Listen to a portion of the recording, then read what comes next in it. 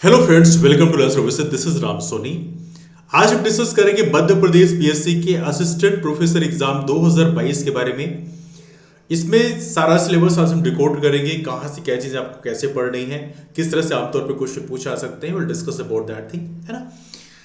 तो आइए डिस्कशन की शुरुआत करते हैं। तो पहले एग्जाम पैटर्न देख लेते हैं। पैटर्न आप लोगों ने सभी देख रखा होगा, लेकिन फिर भी डिस्कस कर लेते हैं। इसमें दो पेपर होंगे, पहला और दूसरा। पहला पेपर 200 नंबर का है, दूसरा भी यहाँ पे 600 नंबर का पेपर होगा। पहला पेपर 1 घंटे का है, दूसरा पेपर 3 घंटे का। याद रहे, यहाँ पर दोनों के लिए सेक्शनल कट ऑफ भी रहता है, मतलब दोनों ही पेपर में आपको 40% मार्क्स स्कोर करना जरूरी है। यदि आप अनरिजर्व कैटेगरी से बिलोंग करते हैं, यदि आप SC ST OBC EWS belong करते हैं, PS से बिलोंग करते हैं, तो उस कंडीशन में आपको 30% मार्क्स स्कोर करना पड़ेगा हर एक पेपर में। ऑलराइट। दूसरी बात यहां पर है कि हर एक क्वेश्चन जो है 4 नंबर का है। कुल 50 क्वेश्चन रहेंगे पेपर 1 में, और दूसरे पेपर में रहेंगे 150 क्वेश्चन। दोनों को मिला के 200 क्वेश्चन है, और हर एक क्वेश्चन कितने नंबर का है? 4 नंबर का है ना। तो टोटल हो गया आपका 800। 100 नंबर का इंटरव्यू है, 900 नंबर हो गए। 900 नंबर पे डिपेंड करता है, जितने भी आपको नंबर मिलेंगे उस पर डिपेंड करता है कि आपको पोस्ट मिलेगी या नहीं मिलेगी, मतलब रैंकिंग डिसाइड करेगी। अब देखो, पहला पेपर क्या है, सेकंड पेपर क्या है, देख लेते हैं। पहले पेपर में मध्य प्रदेश है, मोस्टली पोर्शन मध्य प्रदेश का है। मध्य प्रदेश के बाद अभी हम सिलेबस डिस्कस करेंगे। मध्य प्रदेश के अलावा इंफॉर्मेशन कम्युनिकेशन टेक्नोलॉजी ICT का है। इंफॉर्मेशन कम्युनिकेशन टेक्नोलॉजी के जो क्वेश्चन है, बीते कुछ साल से उसका स्टैंडर्ड बढ़ता जा रहा है, क्वेश्चंस का लेवल अच्छे होते जा रहे हैं। इसके अलावा पोर्शन है करंट अफेयर का। तो ले दे के यहाँ पर 5 यूनिट्स हैं। 5 यूनिट्स अभी हम डिस्कस करने वाले हैं, कहाँ से क्या पढ़ेंगे। लेकिन सबसे इंपॉर्टेंट है कि आपको ये ध्यान रखना है कि दोनों ही पेपर में सेक्शनल कट ऑफ है, दोनों ही पेपर आपको क्वालिफाई करना यहाँ पे जरूरी है। कुछ चीज़ें और भी इंफॉर्मेशन यहाँ पे दिया है जो कि बहुत ज़्यादा रिलेवेंट नहीं, सारी जान रही हमने डिस्कस कर लिया है। Let's move on from here. Okay, तो ये कुछ नहीं है, बेसिक है, सब चीज़ें हैं जो चीज़ डिस्कस किया। एक चीज़ जरूर याद रखना है कि यदि मान लीजिए इन केस क्वेश्चंस पे डिस्प्यूट है कि हिंदी मीडियम और इंग्लिश मीडियम में, तो उस कंडीशन में यहाँ पे लिखा है कि हिंदी माध्यम को मान्य किया जाएगा, है ना, हिंदी मीडियम को। इसलिए आप प्रयास करना है कि हिंदी मीडियम इंग्लिश मीडियम दोनों को ध्यान में रखें।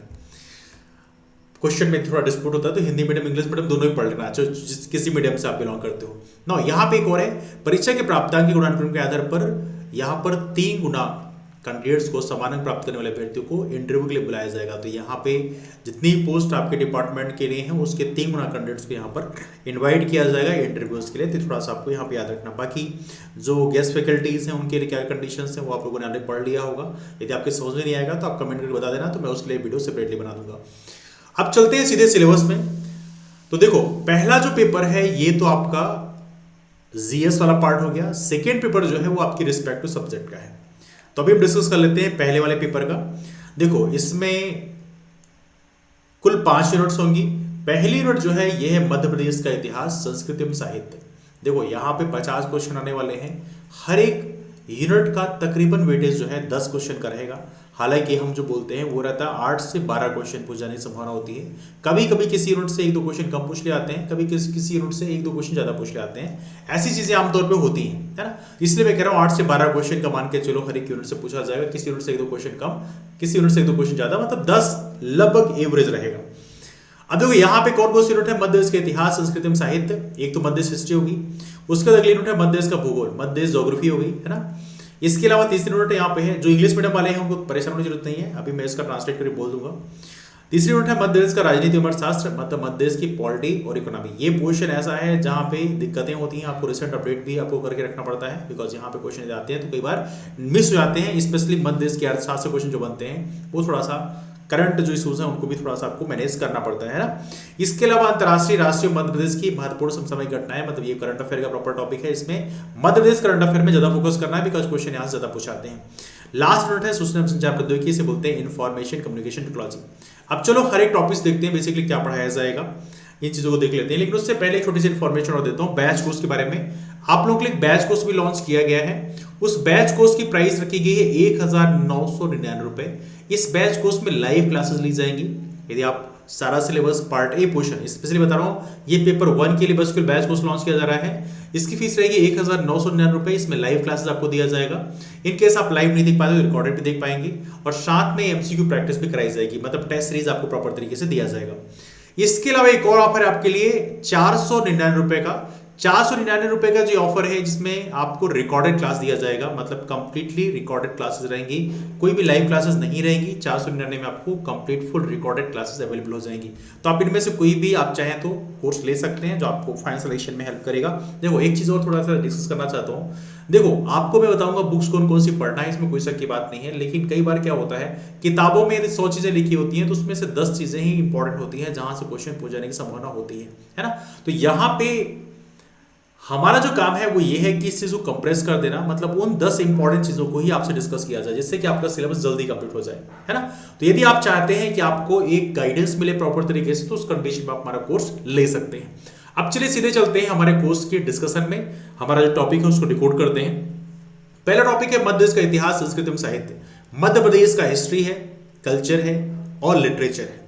पहला टॉपिक है मध्य प्रदेश के इतिहास की महत्वपूर्ण घटनाएं, प्रमुख राजवंश। तो देखो ये काफी लेंथी टॉपिक है, देखने से सिर्फ एक लाइन लग रहा है, लेकिन इससे मध्य प्रदेश का एंशिएंट, मेडिवल, मॉडर्न सब कुछ पढ़ना पड़ेगा। एंशिएंट और मेडिवल में बहुत सारी डायनास्टीज हैं, तो प्रयास करना आपकी जो मेन डायनास्टीज के जो मेन इंपॉर्टेंट किंग्स हैं जिनके टाइम में कुछ इंपॉर्टेंट हिस्टोरिक डेवलपमेंट हुए हैं, आपको वहीं पे ज्यादा फोकस करना है ना, ये थोड़ा सा आपको ध्यान रखना पड़ेगा। इसके अलावा आपको एक और महत्वपूर्ण चीज है जो आमतौर पे हम लोग गलतियां करते हैं, आमतौर पे क्रोनोलॉजी याद करने लग जाते हैं कि कौन सा राजा पहला हुआ, फिर दूसरा, तीसरा, चौथा। नहीं, याद नहीं रखना है। आपको उस वंश का पहले राजा का नाम और अंतिम राजा का नाम याद रखना है, और बीच में कोई प्रतापी राजा हुआ जिसका बहुत ही फेमस नाम हो उसका आपको नाम याद रखना है। बस आपको ये पता होना चाहिए कौन सा राजा कौन से वंश से बिलोंग करता है, बिकॉज ऐसे क्वेश्चन आमतौर पे फ्रिक्वेंटली पूछाते हैं। तो ये थोड़ा सा आप लोग याद, जैसे मान लीजिए आपसे पूछा जाए राजा कीरत राय ये कौन से वंश से बिलोंग करते हैं, तो पता होना चाहिए राजा कीरत राय जो हैं ये दुर्गावती के पिता का नाम है ना। तो दुर्गावती, रानी दुर्गावती के पिता जो है कौन से वंश के थे, चंदेल वंश के थे। रानी दुर्गावती कौन से वंश की थी, गौड़ वंश की रानी थी और चंदेल वंश की राजकुमारी थी, है ना। तो ऐसे क्वेश्चन आपसे जब बनते हैं तो आपको ये याद रखना होता है, तो कौन सी डायनास्टी से कौन सा राजा बिलोंग करता है, आमतौर पर ऐसे क्वेश्चन जब आते हैं तो वो आपको बनना चाहिए। दूसरी बात, एक और महत्वपूर्ण चीज है, इंपॉर्टेंट इवेंट्स में इवनली उन राजाओं के द्वारा यदि कोई बहुत ही हिस्टोरिक आर्किटेक्चर काम किया गया, स्पेशली यदि हम बात करें चंदेलों के द्वारा जो खजुराहो में जो टेंपल आर्किटेक्चर में काम किया गया, वहां से क्वेश्चन पूछा सकता है कि कौन सा टेंपल कौन से राजा के द्वारा बनवाया गया। ऐसे क्वेश्चन आमतौर पर पूछ ले आते हैं। तो स्पेशली बहुत ज्यादा तो मैं नहीं कहूंगा कि हर एक टेंपल के राजा का नाम याद रखो कौन से राजा ने बनवाया, लेकिन खजुराहो के टेंपल्स का नाम जरूर याद रखना पड़ेगा कि कौन से टेंपल और कौन से राजा ने बनवाया है। उसमें थोड़ी सी आपको मेहनत करनी पड़ेगी, बिकॉज वहां से क्वेश्चन कई बार स्टेट पूछ ले आते हैं और कई बार आपसे नहीं बनते हैं, है ना।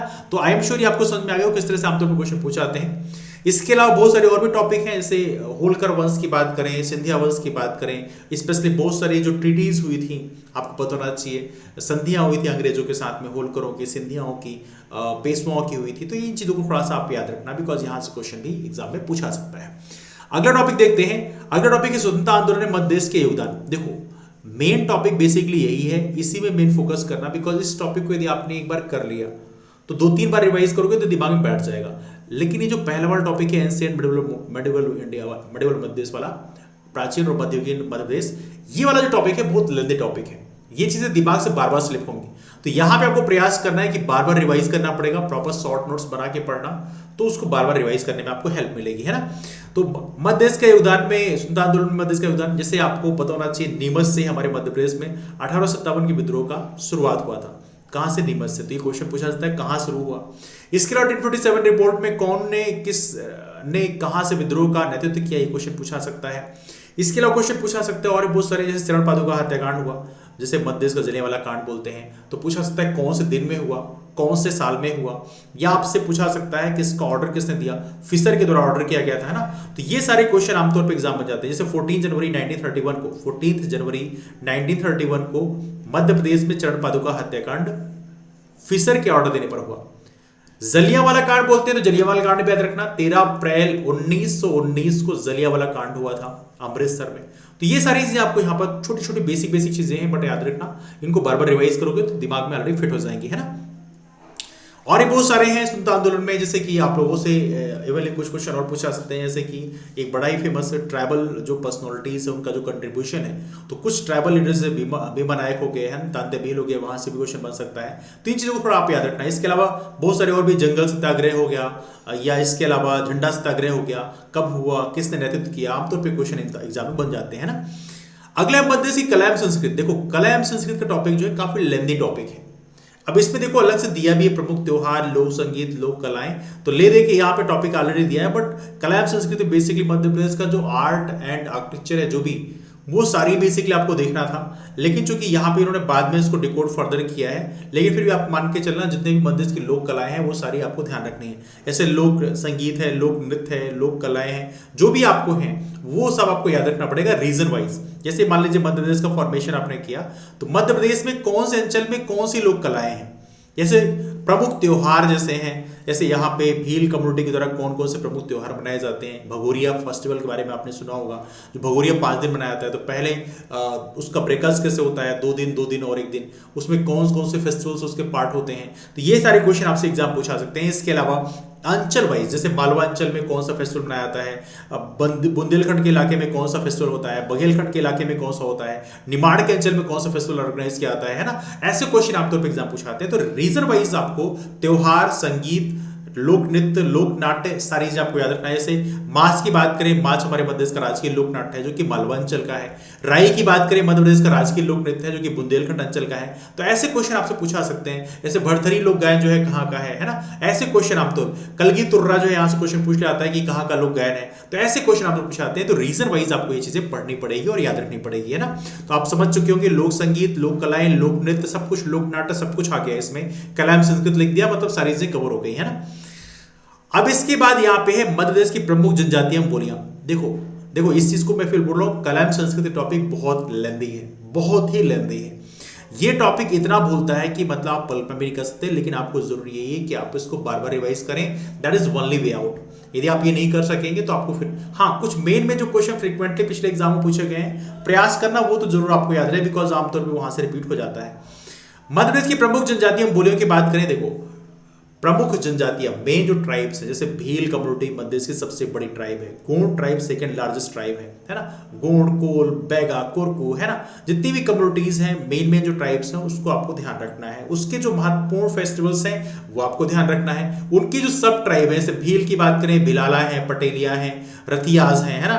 तो ये सारे आपको सब ट्राइब के नाम भी याद रखना है, बिकॉज आमतौर पर क्वेश्चन यही पूछाते हैं। या उनका कुछ प्रणय पर्व है, जैसे भीलों की बात करें, भगोरिया प्रणय पर्व है, तो आमतौर पर ऐसे क्वेश्चन पूछा जाता है। या इसके अलावा जितने भी जो ट्राइब्स हैं उनके जो कल्चर्स हैं वो आपको यहाँ पे प्रॉपर तरीके से पढ़ना पड़ेगा, है ना।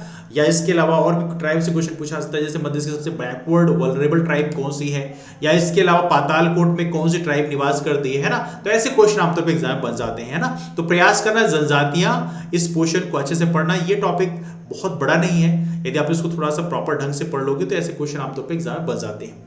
अगले मध्य प्रदेश के प्रमुख साहित्यकार, उनकी रचनाएं। देखो साहित्यकार तो वैसे बहुत सारे हैं, लेकिन तकरीबन 8 से 10 साहित्यकार हैं जिनकी मेन में जो रचनाएं फ्रीक्वेंटली पूछी जाती हैं उनको आपको यहाँ पे पढ़ना है। बहुत ज्यादा डिटेल मत चले जाना, वरना इसमें इतना डूब जाओगे कि आप उससे बाहर निकल नहीं पाओगे। तो प्रयास करना यहाँ पे जो लिमिटेड है, जैसे माखनलाल चतुर्वेदी को एक भारतीय आत्मा बोलते हैं, हिम किरटनी, हिम तरंगिनी उनकी रचना है। इसके अलावा सुभद्रा कुमारी चौहान की रचना है। ऐसे जो मेन जैसे मेरी 51 कविताएं, अटल बिहारी वाजपेयी साहब की रचना है। तो ये जो मेन जो हमारे ऑथर्स हैं इनके थोड़ा सा आप रचनाएं देख लेना। मध्य प्रदेश की प्रमुख पर्यटन स्थल, देखो ये टॉपिक काफी इंपॉर्टेंट है और देखा जाए तो यहां से क्वेश्चन असल पूछा जाता है। पर्यटन स्थल बहुत ब्रॉड है वैसे, जैसे मांडू का जो क्षेत्र है, तो मांडू में कौन कौन से महल है, जैसे जहाज महल हो गया, असरफी महल हो गया, रानी रूपमती महल हो गया, हुसैन साग मकबरा, ढेरों सारी चीजें हैं मांडू में। तो ये यहाँ से क्वेश्चन बन सकता है आपसे कि कहाँ पे है, असरफी महल कहाँ पे है, रानी रूपमती महल कहाँ पे है, या इसके अलावा जहाज महल कहाँ पे, ऐसे क्वेश्चन बन जाएंगे। या इसके अलावा आपसे पूछा जाएगा कि जैसे आपसे हमारा जो स्पेशली आपको पता होना चाहिए, ओरछा के क्षेत्र में राजा रामचंद्र की एक मंदिर है, तो वो क्वेश्चन आपसे बन सकता है ना। तो ऐसे जितने भी हमारे हिस्टोरिकल तरीके से हिस्टोरिकल प्लेस है वहां से क्वेश्चन बन सकते हैं। अब देखो पर्यटन स्थल में केवल ऐसा नहीं कि केवल जो बिल्डिंग और आर्किटेक्चर है वही से पूछा जाएगा। इवनली यहाँ पे पर्यटन स्थल में मध्य प्रदेश में कौन कौन से बायोस्फीयर रिजर्व है वहां से भी बन सकता है। मध्य प्रदेश में मैन एंड बायोस्फीयर प्रोग्राम में कौन कौन से बायोस्फीयर रिजर्व को शामिल किया गया है, क्वेश्चन आपसे बन सकता है। तो ये प्रकार से ये क्वेश्चन बन सकते हैं। रामसर कन्वेंशन मध्य प्रदेश का कौन सा वेटलैंड है, तो भोज वेटलैंड आपको पता होना चाहिए भोपाल का है। तो ये सारी चीजें बेसिकली आपको यहाँ पर इंटरलिंक तरीके से पढ़ना पड़ेगा, है ना। इसके अलावा एक और बात पूछे, यूनेस्को को वर्ल्ड हेरिटेज साइट किस वजह से डिक्लेयर किया गया, कब किया गया। जैसे यदि बात करें हमारे मध्य प्रदेश में खजुराहो है ना। खजुराहो के अलावा कौन सा है, सांची का स्तूप है, और इसके अलावा खजुराहो हो गया, सांची का स्तूप हो गया, और इसके अलावा एक और चीज है वो क्या है, दैट इज भीमबेटका केव्स। ये तीन जो हैं एज ऑफ नो यूनेस्को की द्वारा वर्ल्ड हेरिटेज साइट डिक्लेयर किया गया है, कब किसको डिक्लेयर किया गया है, ये आप थोड़ा पढ़ लेना। तो ऐसे क्वेश्चन आप बन जाते हैं, तो पढ़ने से थोड़ा सा आपको ढंग से पढ़ना पड़ेगा। अगला है मध्य के प्रमुख व्यक्तित्व। प्रमुख व्यक्तित्व में पर्सनल जो पर्सनालिटीज हैं, आप देखो साहित्यकार आपने पढ़ लिया, तो कुछ पर्सनालिटीज जो हैं वो साहित्यकार में आते हैं। जैसे माँ कल्याण चतुर्वेदी जो है एक महत्वपूर्ण व्यक्तित्व हैं, उनके बारे में हम लोग अक्सर पढ़ते हैं। सुभद्रा कुमारी चौहान प्रमुख व्यक्तित्व हैं, उनके बारे में हम लोग पढ़ते हैं। लेकिन इसके अलावा कुछ दो चार और भी हैं। ऐसे यदि हमने बात किया कि कैलाश सत्यार्थी जी की बात करें, जिनको नोबेल प्राइज से नवाजा गया था 2014 में, है ना, मलाला यूसुफजई के साथ में, जो कि पाकिस्तानी नेशनल्स हैं। तो ऐसे क्वेश्चन आपसे पूछा सकता है कि कौन से जिले से बिलोंग करते हैं, या उनके द्वारा कौन सा ऑर्गेनाइजेशन जो है चलाया जा रहा है ना, या किस फील्ड से बिलोंग करते हैं। तो ऐसे क्वेश्चन आप तो पूछा सकता है। या अभी पद्मश्री अवार्ड जिन जिन लोगों को मिला है उनसे पूछा सकता है कि कौन कौन से फील्ड से बिलोंग करते हैं, कौन से जिले से बिलोंग करते हैं। ऐसे क्वेश्चन आप तो बन जाते हैं। तो प्रमुख व्यक्तित्व में थोड़ा सा जो करंट जो पर्सनलिटीज हैं उनको भी थोड़ा सा ध्यान रखना है ना। तो ये रहा मध्य देश की हिस्ट्री से। क्वेश्चन कहां से पढ़ना है, देखो वैसे तो ऑब्जेक्टिव प्रैक्टिस करने के लिए मैं सजेस्ट करूंगा पुणेकर या महावीर कोई भी एक ऑब्जेक्टिव किताब ले लो, उससे प्रैक्टिस करो प्रॉपर तरीके से। जितना प्रैक्टिस करोगे उतना बढ़िया रहेगा, बिकॉज आपको लास्ट में ऑब्जेक्टिव क्वेश्चन ही दिखने हैं। लेकिन अपने साइड से आप थ्योरी किताब भी ले सकते हो, जैसे कि कोई किताब आप थ्योरी ले सकते हो, टाटा मैकग्रा पब्लिकेशन की इंग्लिश मीडियम हिंदी मीडियम दोनों में आती है, तो आप उसको ले सकते हैं। दोनों अच्छी किताबें हैं ना। तो सम सच काइंड ऑफ थिंग्स, वरना मार्केट में जो भी किताबें मिल जाए आप उसको ले लो, लेकिन एक ऑब्जेक्टिव किताब होना चाहिए। पुणेकर में इसलिए रिकमेंड कर रहा हूं बिकॉज पुणेकर में क्वेश्चन काफी ज्यादा हैं, और साथ ही बताए भी गए हैं कि क्वेश्चन कौन कौन से जगह में पूछे गए हैं। साथ में उसकी एनालिसिस भी कर रखी है, तो आपको क्वेश्चन जो है वो याद करने में आसानी होती है ना। तो इस तरह से आप इस तरह की किताबों को रेफर कर सकते हैं। हाँ, कुछ लोग कहते हैं गलतियां भी पुणेकर में, देखो ये गलतियां जो हैं तो हर जगह रहती हैं देखो, लेकिन थोड़ा सा आपको मैनेज तो करना पड़ेगा। आगे चलते हैं अगले टॉपिक में, मध्य देश का भूगोल है। देखो मध्य प्रदेश का भूगोल, मध्य देश की ज्योग्राफी की बात कर रहे हैं। इसमें है वन, पर्वत एवं नदियां। देखो ये कितना एक लाइन में लिख दिया है, लेकिन ये बहुत ही लेंथी वन है। वन में देखिए तो जितने भी मध्य प्रदेश के नेशनल पार्क हैं, बायोस्फीयर रिजर्व हैं, सेंचुरीज हैं, कायदे से वो सारी चीजें आ जाती हैं। देखा तो ये काफी लेंथी टॉपिक हो जाता है। और वहां पे किसी स्पेशल चीज को प्रोटेक्शन दिया गया है, तो वो भी चीज आपको पता होना चाहिए। पर्वत की बात करें तो पर्वत में देखो, पर्वत में जितने भी मध्य देश के मेन पर्वत है, पर्वत ज्यादा है नहीं, बिकॉज ये टॉपिक कह सकते हैं थोड़ा सिंपल सा है। लेकिन जो मेन उसकी हिल्स हैं वो थोड़ी सी आपको ध्यान रखना पड़ेगा। जैसे मान लो सतपुड़ा रेंज की बात करें, सतपुड़ा रेंज में पहली वाली जो रेंज है वो कौन सी है, ये है आपकी दैट इज मैकाल रेंज। सबसे पहली मैकाल रेंज है जिसमें अमरकंटक स्थित है ना। इसके अलावा महादेव रेंज हो गया। महादेव रेंज क्या है, महादेव रेंज वही रेंज है जो कि आपके होशंगाबाद में है, अब तो नर्मदापुरम नाम हो गया है। और महादेव रेंज की बात करें तो यहाँ पे एक और चीज रखना है कि महादेव रेंज में ही आपका पचमढ़ी स्थित है, और पचमढ़ी का जो हाईएस्ट पीक है धूपगढ़, वो भी महादेव रेंज में स्थित है ना। इसके अलावा यहाँ पे एक नीचे जाओ तो यहाँ पे गाविलगढ़ रेंज ही पड़ता है, जो कि थोड़ा महाराष्ट्र का बॉर्डर टच करता है। इसके बाद लास्ट में है राजपीपला रेंज। कौन सी है, राजपीपला। क्या नाम है इसका, राजपीपला रेंज। तो राजपीपला रेंज बिल्कुल मध्य देश के कहाँ पर है, बिल्कुल वेस्टर्न साइड में है ना। तो ये आपका हो गया आपका that is the range of Satpura range. इसके ऊपर की बात करें तो ये विंध्य रेंज है। विंध्य रेंज में जो पहली रेंज है वो कौन सी है, दैट इज कैमूर रेंज। तो कैमूर रेंज कहाँ पे है, बेसिकली कैमूर रेंज विंध्या एक प्रकार से विंध्य क्षेत्र में है, कह सकते हो आप, है ना, बघेलखंड इलाके में है। इसके बाद एक और है, यहाँ पे बोलते हैं इसका भांडे रेंज। तो विंध्य रेंज में ही एक भांडे रेंज भी, इसको भी आप लोग याद रखेंगे। और इसके अलावा जो चंबल नदी का उद्गम जानापा से होता है, तो जानापा भी बेसिकली दिखा है तो विंध्य रेंज में ही स्थित है ना। तो ऐसी चीजें मेन चीजें जो आपको यहाँ पे याद रखनी है। और ये भी याद रखना कौन सी रेंज जो है कौन से जिले को टच करती है ना। तो ये रहा आपका पर्वत। नदियों की बात करें, नदियां देखो बहुत सारी हैं तकरीबन, लेकिन फिर भी 10 से 12 जो नदियां हैं उनमें थोड़ा विशेष फोकस रखना। साथ में उनकी जो ट्राइब्यूटरीज हैं, कहाँ से उद्गम होता है, कहाँ पे वो मिलती है। यदि हम बात करें चंबल नदी की बात करें, इसका उद्गम जानापा से होता है, लेकिन इसका मुलाकात जो यमुना से होता है वो इटावा में होता है ना, इटावा में। अब देखो इटावा में सिंध नदी भी जाके मिलती है, इटावा में यमुना नदी, चंबल भी जाके मिलती है यमुना से, है ना। तो दोनों चीज आप लोग यहाँ पे याद रखिए। तो जो मेन नदियां मध्य देश की, जैसे चंबल हो गया, सिंध हो गया, काली सिंध हो गया, है ना। इसके अलावा बेतवा हो गया, केन हो गया, है ना। इसके अलावा आपकी सोन नदी होगी। तो ये जो मेन नदियां हैं, नर्मदा हो गई, है ना। तो इसके अलावा जोहिला भी एक नदी है, जो कि सोन नदी जहाँ से निकलती है वहीं से जोहिला भी निकलती है अमरकंटक से, और वहीं से बेसिकली आपकी नर्मदा भी निकलती है। तो ये जो नदियों का जो सीक्वेंस है ये थोड़ा सा आपको याद रखना। तकरीबन 10 से 12 नदियां हैं जो मेन नदियां मध्य देश की हैं, उन्हीं को आपको याद रखना है। बहुत छोटी छोटी नदियां याद रखने की जरूरत नहीं है, लेकिन जो मेन 10 से 12 नदियां हैं वो आपको याद रखना है। वो कहाँ बहती है, कौन से राज्य बहती है, मध्य देश के अलावा कौन से राज्य बहती है। इसके अलावा आपको याद रखना है कि कहाँ पे कौन सी नदी जाके मिलती है। ये सारी चीजें बेसिकली आपको याद रखना है ना। तो नदियों का टॉपिक थोड़ा सा लेंदी है, इसमें जरूरी एक वर्ड में लिखा है, लेकिन ये काफी बड़ा टॉपिक है। मध्य प्रदेश की जलवायु की बात करें, देखो मध्य प्रदेश में जो क्लाइमेट है, कौन कौन से प्रकार के क्लाइमेट्स हैं, ये आपसे पूछा सकता है एग्जाम में। और मध्य प्रदेश में एज ऑफ नो कितने क्लाइमेट ऑफिशियल तरीके से एक्सेप्टेड हैं, ये आपको पता होना चाहिए। This is quite important one ना। मध्य प्रदेश के प्राकृतिक एवं खनिज संसाधन, देखो खनिज संसाधन से क्वेश्चन पूछाते हैं, कौन से मिनरल्स कहाँ पाए जाते हैं, कौन से मिनरल के लिए कौन सी माइन कहाँ पे है। ऐसे मान लो अगर गाँव पूछ लिया जाएगा, अगर गाँव किस चीज़ के लिए, कौन सी चीज़ के लिए माइन है, तो ये बेसिकली अगर गाँव टंगस्टन की माइन है, कहाँ पे है, ये होशंगाबाद में, मतलब नर्मदापुरम में है। तो ये बेसिक चीज़ें आपको पता होना चाहिए। जैसे ये वाली सुहागपुर की जो माइन है, ये कोल की सबसे बड़ी माइन मानी जाती है, तो ये कहाँ पे है, वो आपका ये शहडोल में है। इसके अलावा मलाजखंड की जो माइन है बड़ी फेमस है, किसके लिए, कॉपर के लिए, कहाँ पे है, ये बालाघाट में है ना। भारवेली माइन बड़ी फेमस है, कहाँ पे है, ये आपके बालाघाट में है, मैग्नीज के लिए फेमस है। तो आमतौर पे जो मिनरल से क्वेश्चन इस तरह से पूछे आते हैं, थोड़ा आपको तैयार करना है। लास्ट है ऊर्जा संसाधन, परंपरागत गैर परंपरागत। अब देखो यहाँ पे अक्सर लोग गलतियां करते हैं, परंपरागत ऊर्जा स्रोत क्या होते हैं, गैर परंपरागत क्या होते हैं, यहाँ पे कन्फ्यूजन होता है। देखो परंपरागत मतलब जो हिस्टोरिकल तरीके से आप इस्तेमाल करते हैं, ऐसे थर्मल एनर्जी में, जैसे कि आप कोल का इस्तेमाल कर लिए आपने, इवनली जो हाइड्रो एनर्जी है, जैसे हाइड्रो पावर प्लांट बोलते हैं, जल विद्युत ऊर्जा, वो भी आपके परंपरागत में आता है, बिकॉज हिस्टोरिकल तरीके से हम इस्तेमाल करते हैं। गैर परंपरागत का मतलब क्या है, गैर परंपरागत मतलब ये जिनको परंपरा से इस्तेमाल नहीं करें, सोलर एनर्जी हो गया, विंड एनर्जी हो गया, टाइडल एनर्जी हो गया, ये सारी चीजें गैर परंपरागत में आते हैं। इसे बोलते हैं नॉन कन्वेंशनल एनर्जी सोर्सेस, है ना, ये होता है कन्वेंशनल एनर्जी सोर्सेस। इसके अलावा एक होता है रिन्यूएबल, नॉन रिन्यूएबल।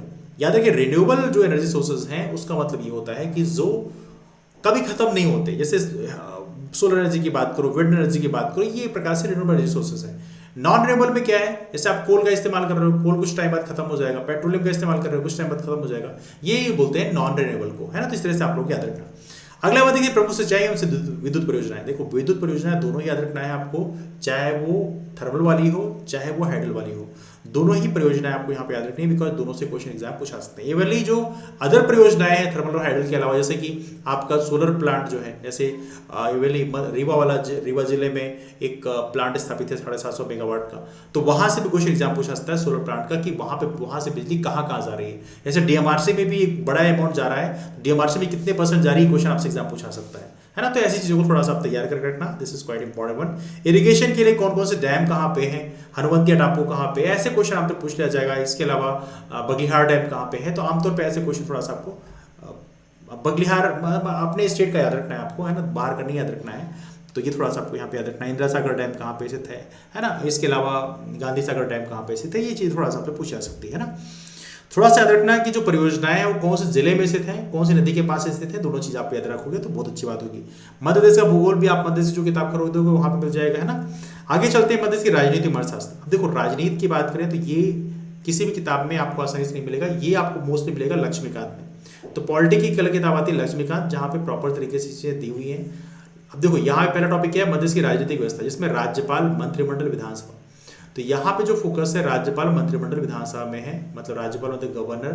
अब गवर्नर के पास कौन कौन सी शक्तियां होती हैं, कुछ डिस्क्रिशनरी पावर होते हैं गवर्नर के पास, वो आपको याद रखना है। या इसके अलावा गवर्नर के पास जो और भी शक्तियां होती हैं, जैसे कि आपको पता होना चाहिए अध्यादेश लाने की शक्ति होती है, कौन से आर्टिकल में लिखा हुआ है, ऐसी बेसिक चीज आपको याद रखना है। मध्य प्रदेश प्रेजेंट टाइम में कौन से नंबर के राज्यपाल हैं, ऐसे क्वेश्चन बेसिक आपको याद रखना है। गवर्नर के पास बजट सेशन, जो सेशन होते हैं उसको समन करने का अधिकार होता है, प्रेजाइड करने का अधिकार होता है, क्या होता है, ये चीज आपको यहाँ पे याद रखना है। मंत्रिमंडल की बात करें वही सेम सिस्टम जैसे पार्लियामेंट में आप पढ़ते हो, विधानसभा में सेम सिस्टम। अब जैसे यहाँ पे 91st अमेंडमेंट एक्ट के बारे में पूछा सकता है कि बताओ कि मंत्रिमंडल में कितने सदस्य मैक्सिमम हो सकते हैं। जैसे मान लीजिए हमारे पास लोअर हाउस में 230 सीटें हैं, तो यहाँ पे हमारा जो मंत्रिमंडल हमारे मध्य प्रदेश में आएगा वो उसमें कितने मैक्सिमम हो सकते हैं। तो आपको पता होना चाहिए 91st अमेंडमेंट एक्ट से फिक्स कर दिया गया था कि 15% लोग ही मंत्रिमंडल का हिस्सा बन सकते हैं, है ना, इंक्लूडिंग द चीफ मिनिस्टर।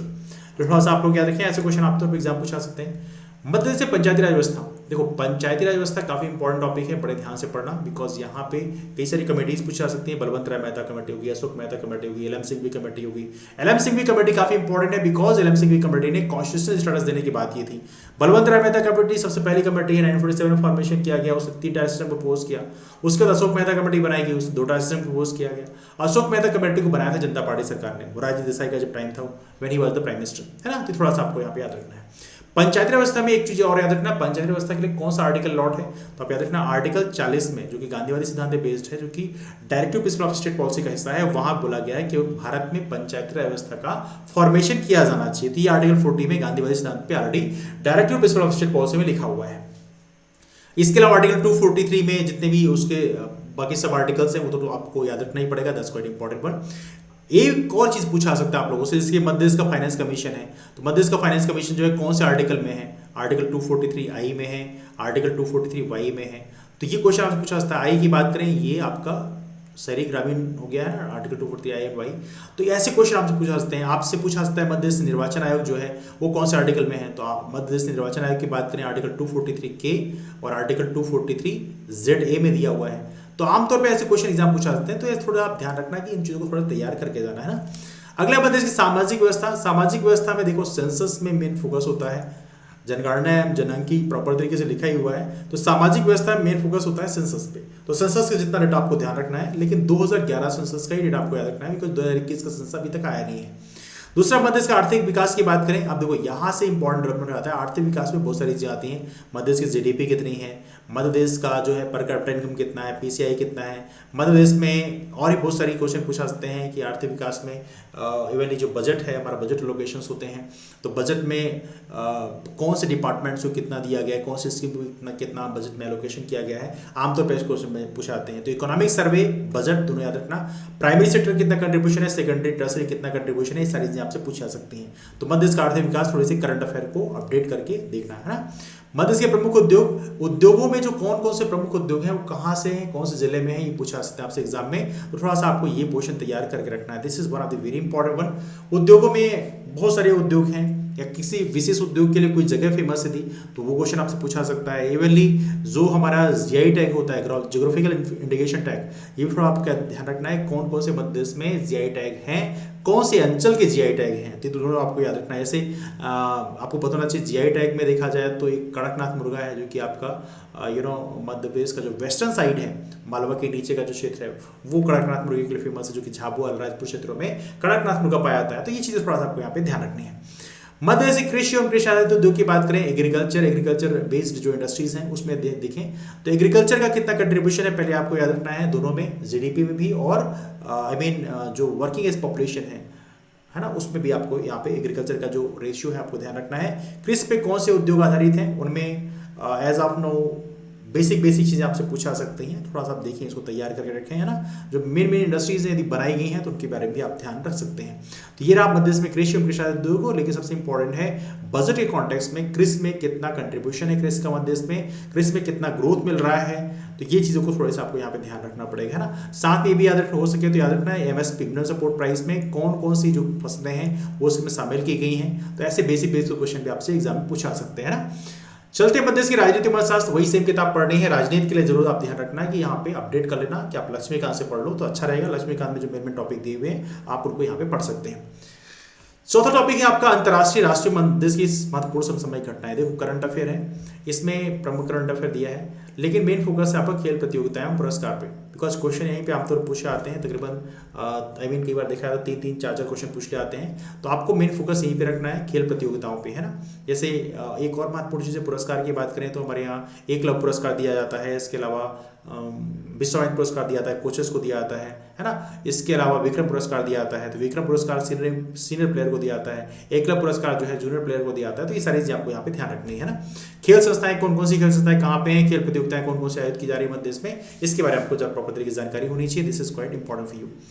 मध्य प्रदेश राज्य की प्रमुख जन कल्याणकारी योजना है, ये बहुत इंपॉर्टेंट है। स्कीम्स जितनी मध्य प्रदेश की है, लाडली लक्ष्मी योजना, जो भी स्कीम्स मध्य प्रदेश सरकार की द्वारा चलाई गई है वो सारी स्कीम्स आपको पता होना चाहिए। कौन सी स्कीम कब चलाई गई है ये आपको जरूर प्रॉपर तरीके से देख के जाना पड़ेगा। हालांकि कई बार नेशनल लेवल की जो स्कीम्स है उसको पूछ लिया आता है, जैसे मुद्रा योजना के बारे में पूछ लिया गया है ना, समथिंग लाइक दैट। तो ये थोड़ा सा आपको यहाँ पे तैयार करके रखना है।